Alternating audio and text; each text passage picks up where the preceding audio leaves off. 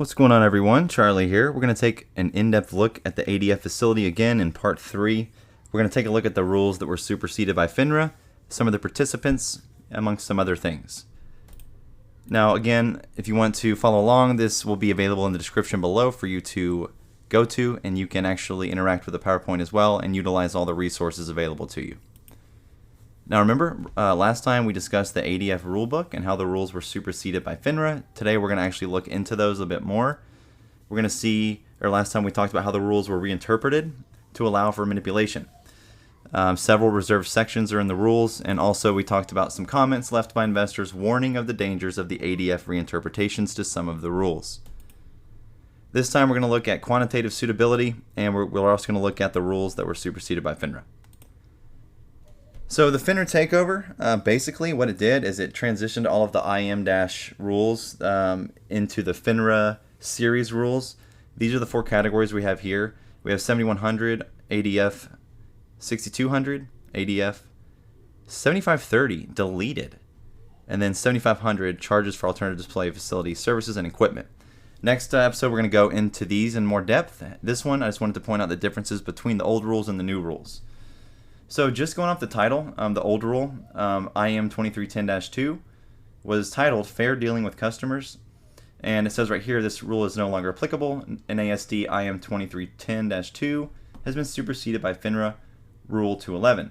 Now if we go look at 211, the title of it changes to suitability, so a lot less vague for what they're trying to do.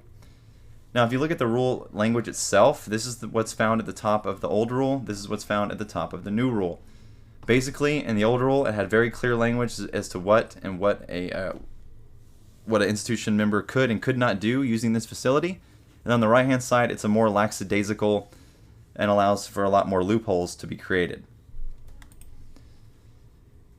Now, on the old rule, you also had specific categories such as excessive trading activity, trading in mutual funds, fraudulent activity, fictitious accounts, discretionary accounts, unauthorized transactions, misuse of customer funds, etc. Now, in the new one, you get a couple of excuses. The first one being the reasonable basis obligation that allows broker-dealers to act under a reasonable basis if they feel like they can make a decision on your behalf.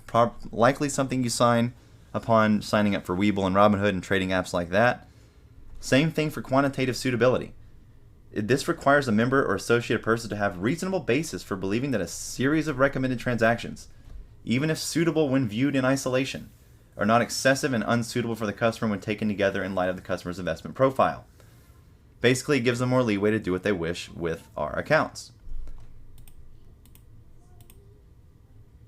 Now look at this one. IM 2110-2, trading ahead of customer limit orders. Now of course this one was superseded as well by FINRA Rule 5320, and 5320 was renamed Prohibition Against Trading Ahead of Customer Orders. Looks good.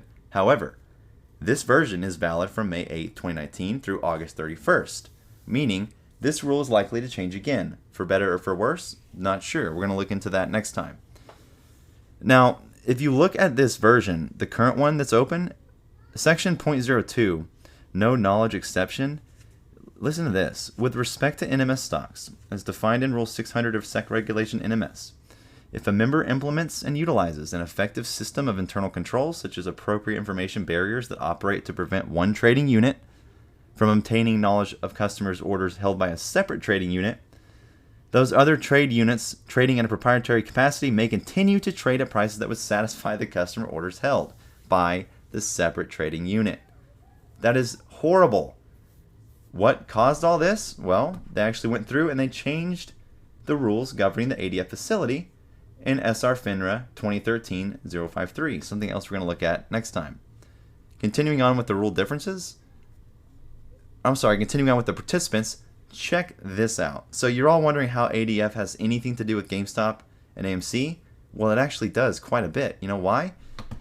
These are the only active ADF participants under the FINRA website. Now, they say trade reporting only, but the Bloomberg terminal I'm going to show you in a second debunks that easily. So the 2 active ADF participants are no other than Jane Street and JP Morgan Securities, both of which have puts, calls, and shares for both GameStop and AMC. Here's the excerpts right here for JP Morgan Securities. They have AMC, they have GameStop, and they have GameStop shares. They also have AMC puts as well, AMC calls as well. So yeah, imagine that.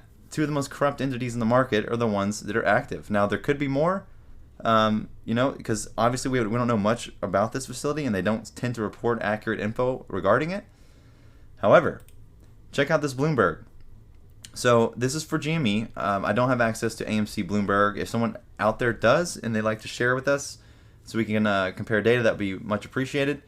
But check out the #1 holders for puts. We got Simplex Trading, Susquehanna, Jane Street, #3, Citadel, #4, of course, and amongst others. Now check out the call side. Look who's #1. Jane Street, #2, Susquehanna, #3, Citadel. And we got Simplex at #5. So the top 5, Jane, Susquehanna, Citadel, Group 1, and Simplex, are the same top 5 in both of these, just in different orders. Interesting, huh? Last but not least, check out, this is, by the way, this is data for yesterday, the 1st of July. Check out the #1 volume for GameStop. FINRA ADF by a freaking metric boatload. Almost triple. No, I'm sorry, almost just about double from the #2 being the EDGX. So there you go. ADF, proven by Bloomberg to be the #1 volume holder for AMC or for GameStop. AMC, not sure, but I would imagine the same thing applies. What do y'all think? ADF, not good, right? Next time, we're going to take a look into the FINRA sections of the rules. We're also going to take a look at that filing that came out that changed the rules altogether. Getting crazy. Down the rabbit hole.